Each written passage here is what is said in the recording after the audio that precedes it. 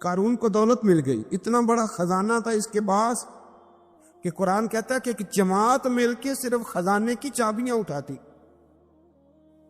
یعنی یہ معاذ اللہ کوئی گپ نہیں، یہ قرآن مجید نے بیان فرمایا کہ ایک جماعت مل کے صرف خزانے کی. تو حضرت سیدنا موسیٰ علیہ السلام نے کہا زکوٰۃ دو. زکوٰۃ کے معاملے میں لوگ ہیل و حجت سے کام لیتے، غریب ہو جاتے. اس کو کہا زکوٰۃ دو تو کہنے لگا آپ کی تو میرے مال پہ نظر ہے.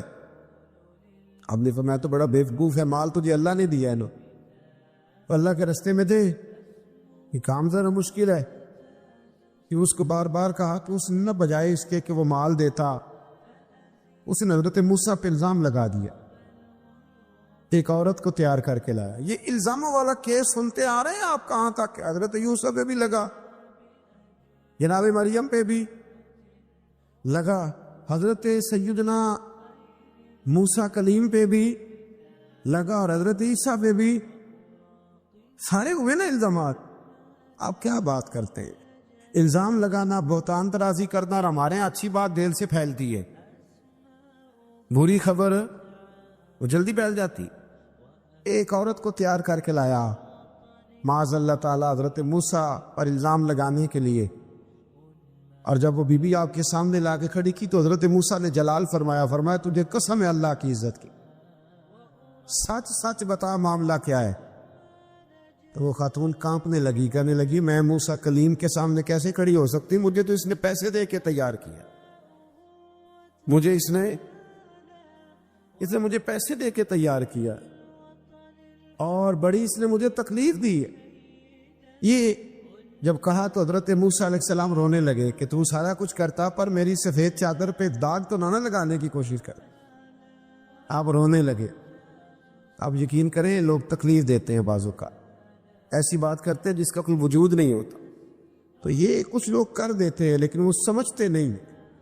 کہتے ہیں آپ حوصلہ کریں، آپ درویش ہیں. حضرت موسیٰ سے بڑا درویش کون ہوگا؟ کلیم تھے نا اللہ کے، بڑا جگرا ہے نا. لیکن رو پڑے، کہنے لگے تجھے ایسا نہیں کرنا چاہیے. کہنے لگے اللہ اب اسے سزا دے. تو رب کریم نے اس کے سارا ساز و سامان سمیت اسے زمین میں دھنسا دیا. وہ زمین میں غرق ہو گیا اپنے خزانے سمیت. امام اعظم ابو حنیفہ رحمۃ اللہ تعالی علیہ کچھ لوگ حسد کرنے لگے تو ایک عورت ایک دفعہ آ گئی، کہنے لگی کوئی مسئلہ پوچھنا ہے. یہ بڑا کٹھن سا معاملہ ہوتا ہے، جو آدمی جو کام کر رہا ہوتا ہے وہی روپ دھار لیتے. مسئلہ پوچھنے اندر آئی تو باہر سے شور ہو گیا، لوگ آ گئے، کوتوال کو بلا لیا، معاذ اللہ امام صاحب کے پاس بی بی ہے، جیل میں لے گئے، سویرے فیصلہ کریں گے. رات کو نا ساری رات امام اعظم نے نماز پڑھی، ساری رات، اور کہنے لگے اللہ اب تو میں بوڑھا ہو گیا، اس حال میں اب ان سوالوں کا جواب دوں گا. وہ عورت بھی ساتھ بند تھی، اس عمر میں ان سوالوں کے جواب یار بڑا مشکل ہوتا ہے. اللہ اکبر. اس عمر میں امام صاحب رو رہے تھے تو اس عورت کا دل نرم ہو گیا. امام صاحب سے کہنے لگی مجھے غلطی ہو گئی، میں نے پیسے کسی سے پکڑ لیے تھے. حضور آپ تو اللہ کے نیک بندے. امام صاحب کہنے لگی اب ایک نیکی کر، کوتوال سے کہہ کہ مجھے کوئی تکلیف ہے تو میں دوا کھا کے واپس آ جاؤں گا. تو وہ کوتوال تو پہلے ملا ہوا تھا، اس نے اس کو کہا کہ مجھے کوئی تکلیف ہے میں گھر جاتی ہوں، دوا کھا کے واپس. امام صاحب نے سمجھا دیا. وہ گئی تو جو برقع اس نے پہنا ہوا تھا نا نقاب ساری عورتیں، وہ جا کے نا اس نے امام صاحب کی بیوی کو دیا. امام صاحب نے اس کو سمجھا کے بھیجا تھا. وہ برقع گھر لے گئی اور جا کے زوجہ کو ساری بات سنائی. وہ دوائی کھانے گھر چلی گئی اور زوجہ برقع پہن کے تھانے آ گئی. سویرے قاضی کے سامنے بھیج ہوئے تو کہنے لگا جی آپ اتنے بزرگ ہو کے عالم ہو کے بیوی کے ساتھ اکیلے. فرمایا میری بیوی ہے تو میں نے اکیلے ہی ہونا تھا اس کے ساتھ، اور کس نے ہونا تھا؟ جناب آپ کی بیوی. فرمایا بلاؤ میرے سسر کو، اور بلاؤ محلے کی 10-12 عورتوں کو بھی دیکھ لے. انہوں نے دیکھا تو امام صاحب کی بیوی نکل آئی. وہ جتنے تھے نا الزام لگانے والے وہ اب غور سے دیکھ رہے تھے. تو ایک کہنے لگا امام صاحب سے یہ کیا ہوا؟ فرمایا قرآن ہے وَتُعِزُّ مَن تَشَاءُ وَتُذِلُّ مَن تَشَاءُ. یہ قرآن ہے. ہونا کیا تھا؟ رب نے اپنا وعدہ سچا کر کے دکھایا ہے. تو اس نے بھی الزام لگایا، پھر سزا یہ ملی کہ وہ ہمیشہ کے لیے زمین میں دھنستا۔ دولت کون دیتا ہے؟ اللہ دیتا ہے نا، تو اگر اللہ کہے تھوڑی سی واپس بھی کرو، بندیاں دے خرچے بات جاندے نے، تھوڑی سی واپس مانگ لے تو ہاتھ تنگ ہو جاتا ہے۔ یہ خاتون نے ایک دفعہ مجھے پیغام دیا تو میں بڑی اس کی بات سن کے مجھے عجیب لگا۔ وہ کہنے لگی کہ دوسری جگہ میری شادی ہوئی ہے، مجھے طلاق ہو گئی تھی، تو مجھے ایک تانا روز سننے کو ملتا ہے تو اتنی اچھی ہوتی تو وہاں نہ رہ لیتی۔ تو بھئی یہ کوئی تانے والی بات ہے؟ کو ضروری ہے کہ بیوی غلط ہوتی ہے تو طلاق ہوتی ہے؟ اللہ کے محبوب علیہ السلام کی 2 صاحبزادیوں کو ابو لہب کے 2 بیٹوں نے طلاق بھیج دی تھی، کس کی غلطی تھی؟ تو آپ کیا کہہ سکتے ہیں یہاں کیوں طلاق؟ تو اتنی جلدی بات تھوڑی کر دیں گے آپ، تھوڑی احتیاط فرمائیں بولنے۔ حضرت عبداللہ ابن عباس فرماتے ہیں میرے نبی پاک علیہ السلام نے میری تربیت فرمائی، اور محبوب پاک علیہ السلام نے فرمایا عبداللہ یاد رکھنا، یہ نوجوان دوست میری بات لکھ لیں، پریشان لوگ میری بات لکھ لیں، جن کے پاس قوت فیصلہ نہیں وہ اس بات کو لکھ لیں۔ حضرت عبداللہ ابن عباس فرماتے ہیں میرے نبی پاک علیہ السلام نے مجھ سے فرمایا تھا عبداللہ سن، اگر ساری دنیا مل کے تیرا کوئی نفع کرنا چاہے کر نہیں سکتی جب تک میرے رب کی رضا نہ ہو، اور فرمایا ساری دنیا مل کے تیرا کچھ بگاڑنا چاہے تو عبداللہ بگاڑ نہیں سکتی جب تک رب کریم کی حکمت کا تقاضا نہ ہو۔ لوگوں سے ڈرنا، لوگوں کی طرف دیکھنا، ماحول دیکھ کے اپنے راہ کا تعین کرنا، ہر بندے کے خیالات کے مطابق ڈھلنے کی کوشش کرنا، فلانا نہ ناراض ہو جائے، فلانا نہ ناراض ہو جائے، وہ جس نے ہونا ہو جائے، بس رب رسول ناراض نہ ہو۔ اپنی زندگی میں اپنے مالک کو مولا جان کے، بل اللہ مولاکم، اللہ تمہارا مولا ہے، وَهُوَ خَيْرُ النَّاصِرِينَ، وہ بہترین مددگار ہے۔ توجہ جب بھی کریں رب کی جانب کریں، اپنے دل کا قبلہ درست رکھیں، سوچوں کے زاویے سیدھے رکھیں۔ میرے بھائی، مالک جب بندوبست کر دے نا، جب مالک بندوبست کر دے پھر ایسا بندوبست کرتا ہے کہ لوگوں کے پاس نا چارہ نہیں رہتا۔ حضرت مریم رضی اللہ تعالی عنہا پاک باز تھی، مسجد میں رہی تھی، پر مالک کی حکمت کے تقاضے بڑے عجیب ہے نا۔ پھر جناب مریم کو اللہ تعالیٰ نے بغیر شوہر کی اولاد عطا کر دی۔ یہ بات ہی ایسی تھی، کسی نے کہا تھا کہ مخلوق تو فنکار ہے اس درجہ کے پل بھر میں سنگے در کعبہ سے بھی اصنام تراشے، تم کون ہو کیا چیز ہے داغے کبابی، لوگوں نے تو مریم پہ بھی الزام تراشے۔ تو لوگوں نے کہا کدھر سے لے آئی بچہ، تیرا باپ تو ایسا نہیں تھا، کہاں سے لے آئی؟ اللہ کرے میں آپ کو سمجھا سکوں، ذرا اپنے آپ کو وہاں کھڑا کریں کہ ایک پاک باز عورت، پاک باپ کی بیٹی، طیب ماں کی بیٹی، اور اللہ کے گھر میں پرورش پانے والی خاتون، ایک وہ وقت اور ایک یہ وقت کہ اس عورت کو کٹہرے میں کھڑا کر کے پوچھا جا رہا ہے کہ معاذ اللہ تیری گود میں بچہ جائز نہیں ہے، کہاں سے لائی ہے؟ اب خود سے صفائیاں بندہ کتنی کو دے، کتنی کو وضاحتیں کرے۔ اور میں نے تو اپنی زندگی میں دیکھا ہے زیادہ وضاحت دینے والے کو بھی لوگ جھوٹا سمجھنے لگ جاتے ہیں، زیادہ وضاحت دینے پر بھی لوگ کمزوری کا اظہار سمجھتے ہیں کہ کمزور پڑ گئے۔ آپ صلح کی کوشش کرتے ہیں، سامنے والا بزدل سمجھ لیتا ہے، زیادہ وضاحتیں بھی کمزور کر دیتی ہیں۔ اب حضرت مریم کو کٹہرے میں کھڑا کر کے کہا بچہ کس کا ہے؟ تو پھر خدا بندوبست جب کرے، اللہ جب مددگار ہو، تو پھر حضرت مریم کی گواہی درختوں سے نہیں دلوائی، اس نے پتوں سے نہیں دلوائی، پھر فرشتے نہیں بھیجے۔ حضرت مریم کہنے لگی مجھ سے نہ پوچھو، وہ جو پنگوڑے میں ہے اسی سے پوچھ لو، ان سے پوچھو نا، وہ کون ہے پوچھ لو، ان سے کر لو سوال۔ انہوں نے کب پنگوڑے میں چند دنوں کا بچہ یہ جواب دے گا؟ مددگار تھا رب،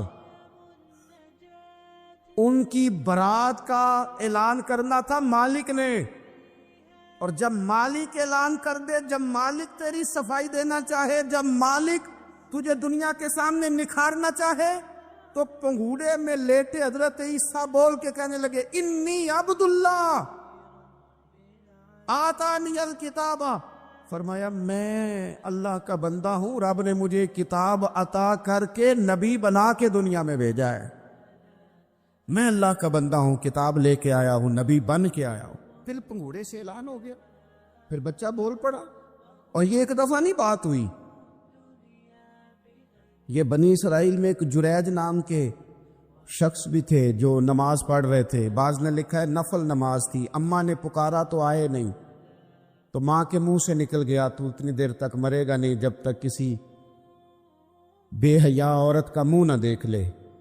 تو وہ عبادت گزار تھے، لیکن لوگوں نے ان کی عبادت، ریاضت، پرہیزگاری کو نہیں دیکھا، بس ایک عورت کو بھیج کے الزام لگوا دیا۔ وہ عورت آیا جایا کرتی تھی، اب آ جاتی ہیں عورتیں، مسئلہ پوچھنے کی نیت سے بھی آ جاتی ہیں۔ ماحول میں کچھ جگہ ایسی بھی ہیں جہاں عورتیں دم کرانے کے بہانے آ جاتی ہیں۔ وہ خاتون آتی جاتی تھی اس خانقاہ پہ، آستانے پہ، یہ بخاری میں موجود ہے، پھر اس نے کہا میری گود میں جو بچہ ہے یہ انہی کا ہے۔ مجھے بتائے کیسے بندہ وضاحت دے؟ حالات خراب ہو گئے، لوگ کٹیا جلانے لگے، ماحول اور طرح کا بن گیا۔ میرے نبی پاک علیہ الصلوۃ والسلام فرماتے ہیں پھر اس رب کے بندے نے کہا مالک تو کریم ہے، تیری مشیت کا تقاضا آیا جو میری ماں نے جملے بولے تھے، اور اب میں وضاحت دینے کے قابل نہیں رہا، اب تو ہی کرم کرے گا تو دروازہ کھلے گا۔ تو وہ چند دنوں کا بچہ پنگوڑے میں بول کے کہنے لگا میں اس درویش کا نہیں، میں تو فلانے چرواہے کا بچہ ہوں، وہ جو بکریاں چراتا ہے۔ رب کی مدد کو پکاریں، اپنے ساتھ اپنے مالک کی مدد کو شامل کریں، تھوڑے رزق پر بھی گزارا اچھا ہونے لگ جائے گا۔ سارے لوگ آپ کو گرانے کی تدبیریں کر رہے ہوں گے اور مالک آپ کو عزتیں عطا فرما دے گا، اس کی بارگاہ سے حکمت کا تقاضا اور ہو جائے گا۔ ہم نے ساری زندگی لوگوں کو راضی کرنے میں گزار دی، ساری زندگی بڑھاپا آ گیا بچوں کو پالتے، اور بچوں نے آخری عمر میں کہہ دیا ابا اگر کوئی ڈھب کا کام کر لیتے تو آج ہمارے دن بھی پھر نہ جاتے۔ ساری زندگی گزار دی بہن بھائیوں کو راضی کرنے میں، ساری زندگی گزار دی ذمہ داریاں اٹھانے میں، ان کو 99 دفعہ دیا، ایک دفعہ نہیں دیا تو انہوں نے کہہ دیا تو نے تو کبھی دیا ہی نہیں، تو تھا ہی نہیں۔ ساری زندگی محلے داروں، علاقے والوں کو راضی کرنے میں گزار دی۔ اور میں نے ایسے لوگ بھی دیکھے دین کے لیے وقت گزارا، لیکن جب بڑھاپے میں دانت کام نہ کرتے تھے تو وقت کے مفتیوں کو بھی مسجدوں کی کمیٹیوں نے کہہ دیا اب آپ کی سمجھ نہیں آتی، ہم نے خطیب کو یور رکھنا ہے، نہ دیکھو دنیا کی طرف، دنیا رلا دیتی ہے، نہ راضی کرو بندوں کو، بندے تھکا دیتے ہیں، نہ پیچھے بھاگو ہر وقت دنیا داروں کے، یہ انسان کو کمزور کر دیتے ہیں۔ وہ تو کریم ہی بڑا ہے، 2 آنسو زمین پر بعد میں گرتے ہیں، بندے کے گناہ سارے پہلے معاف فرما دیتا ہے۔ اللہ کی مدد کا حصول، اپنے مالک کی مدد کی طرف بڑھنا، آپ کو بدر کی جنگ بھی یہی درس دے گی، آپ کو احد کا میدان بھی یہی سبق دے گا، فتح مکہ بھی یہی سبق دے گا۔ میرے دوستو جب رب مدد فرمائے، جب اللہ مددگار بنے، دوستوں سے ایک بات اکثر کرتا ہوں، میں کہتا ہوں کہ جتنے درد سے آپ امیر کو اپنی کہانی سناتے ہیں نا، اور جس طرح آپ کے آنسو بات کرنے سے پہلے گر جاتے ہیں کہ غریب ہیں، بچیاں ہیں، کاروبار نہیں، او میرے سنگیو، اس سے آدھے آنسو اپنے رب کی بارگاہ میں بکھیرو، اس کے حضور عرض گزار ہو جاؤ، اس سے طلب کرو۔ ایک وقت انسان پر زندگی میں ایسا آتا ہے کہ اسے یوں محسوس ہوتا ہے کہ میرا سایہ بھی ذرا سا پیچھے ہٹ گیا ہے، اسے یوں لگتا ہے کہ میں کسی سہارے پہ ہاتھ ڈالتا ہوں تو وہ بھاگ جاتا ہے مجھ سے، لیکن مالک کی بارگاہ ایسی عظیم بارگاہ ہے، رب رسول کے آستانے اتنے بڑے ہیں کہ آپ جب وہاں کشکول طلب دراز کرتے ہیں تو جھولی پھیلانے میں دیر لگتی ہے، ان کو بھرنے میں تو کوئی دیر نہیں لگتی۔ ہم نے اپنا سوچ کا قبلہ ہی دنیا کو بنا لیا ہے، یہ جو اللہ والوں کی مدد ہے یہ تو ہے نہیں، اللہ ہی کی مدد ہے۔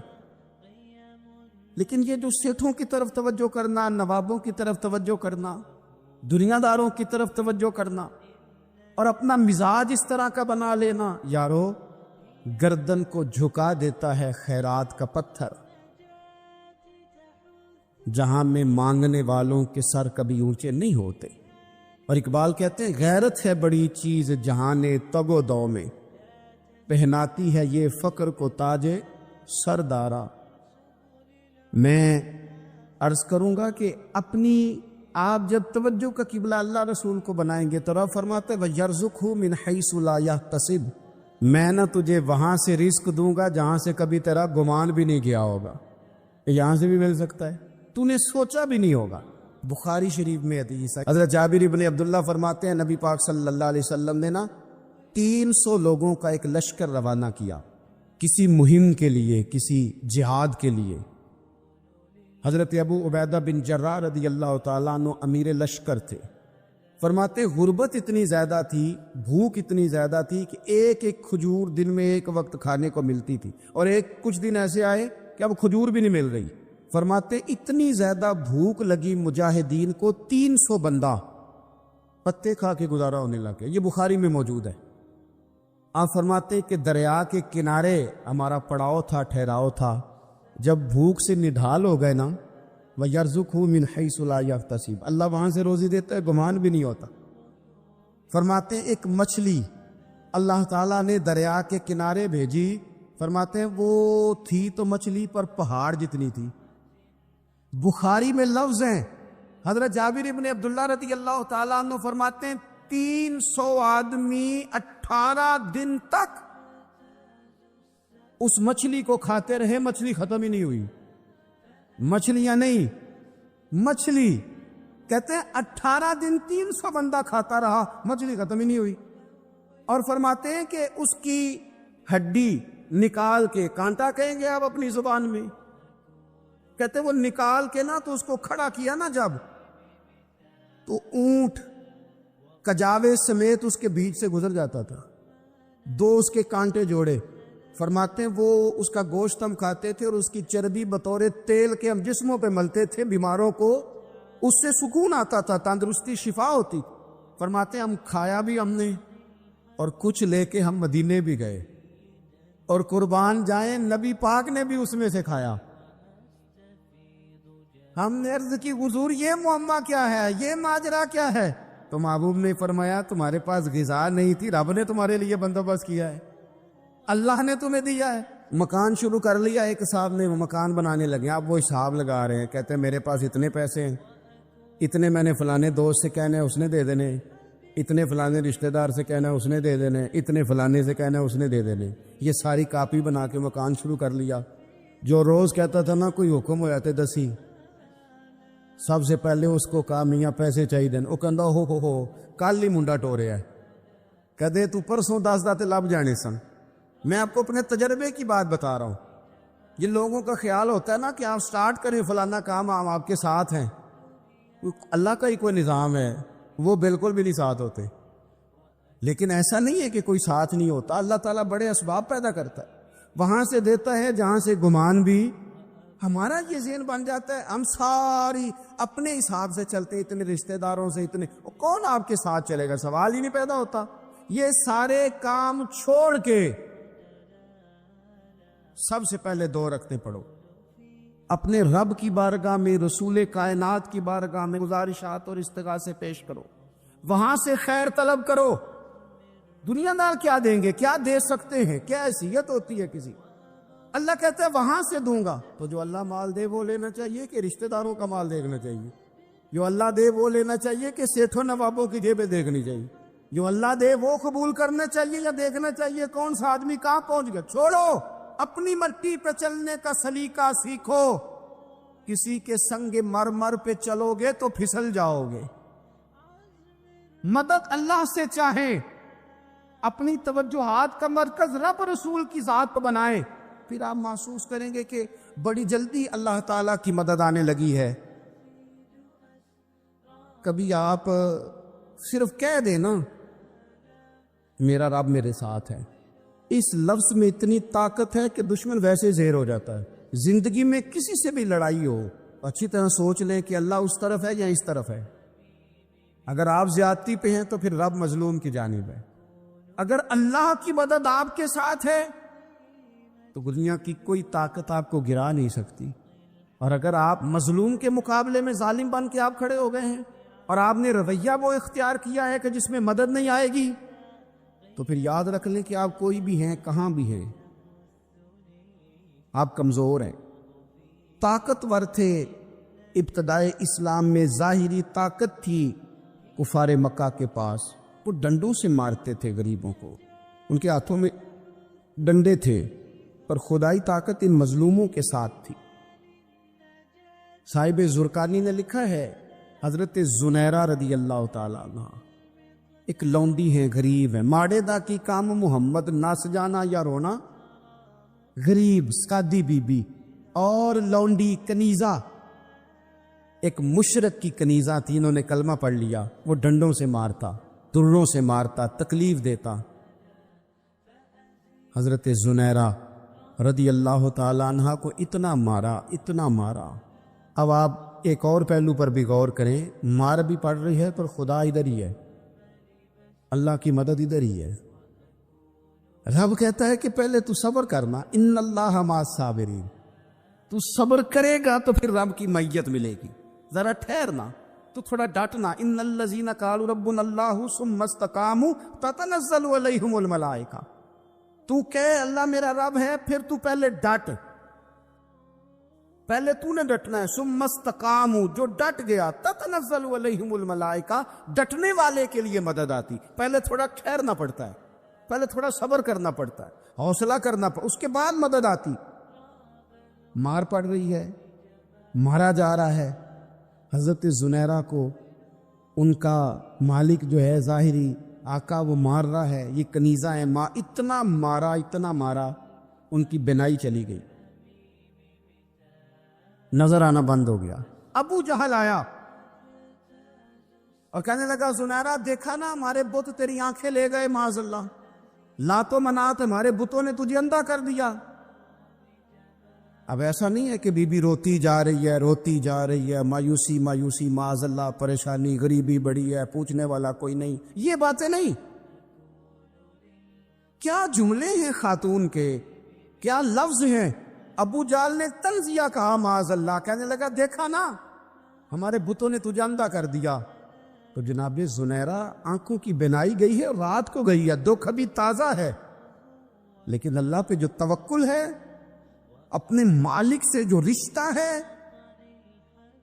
وہ اتنا مضبوط ہے، اتنا طاقتور ہے، اس میں اتنی گہرائی ہے کہ حضرت زنیرہ بول کے نا اتنی قوت سے بولی، اتنی طاقت سے بولی کہ پورے کفر پر لرزہ طاری ہو گیا. فرمانے لگی تمہارے پتوں کی کیا اوقات ہے کہ میری بینائی لے جائیں.